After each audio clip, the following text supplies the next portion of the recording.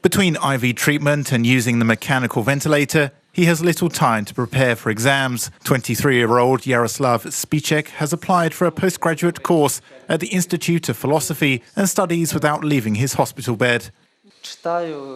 I read. Sometimes I spend time on the internet using a mobile phone, but a lot of my time is spent on the IVs, about 10 times a day.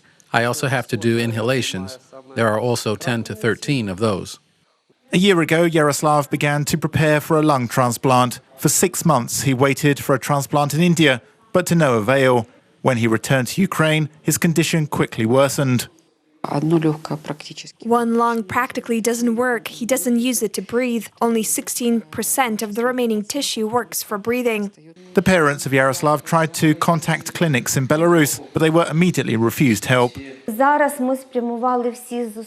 Right now, all of our efforts are going to finding a country where they would be able to complete transplant surgery. But as it turns out, it's very difficult. Ukraine is not a member of the Association of Transplant Countries, and we cannot count on donor agencies in other countries.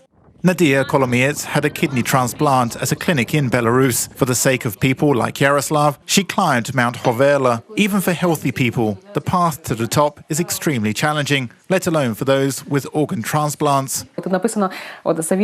It says something about the belief in oneself, in one's strength, for the ability to live for two people. Lots of people live for the sake of two people. I also live thanks to another person. One of my kidneys is from a Belarusian national. Together with Nadia Kolomiets, another 24 Ukrainians conquered the peak with only one goal: to raise awareness of the development of cadaveric donations in Ukraine. Climbing Hoverla is an achievement. Many people did not even get to the Carpathians, never mind Hoverla, but it was their dream to tell the whole world that we have such people who are in fact regular human beings. Some even climbed up the mountain faster than healthy people. I was surprised by the guys who walked, who underwent heart transplants in India. They were generally ahead of everyone. It's planned organ transplants can begin in Ukraine next year. However, any donors will have to give written consent in advance for their organs to be used.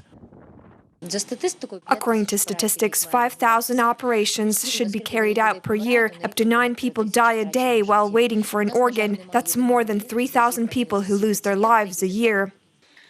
A registry of donors has been developed, but not yet launched. In the meantime, Ukrainians with transplanted organs are preparing to climb another mountain. Reported by Yulia Boshko for UATV.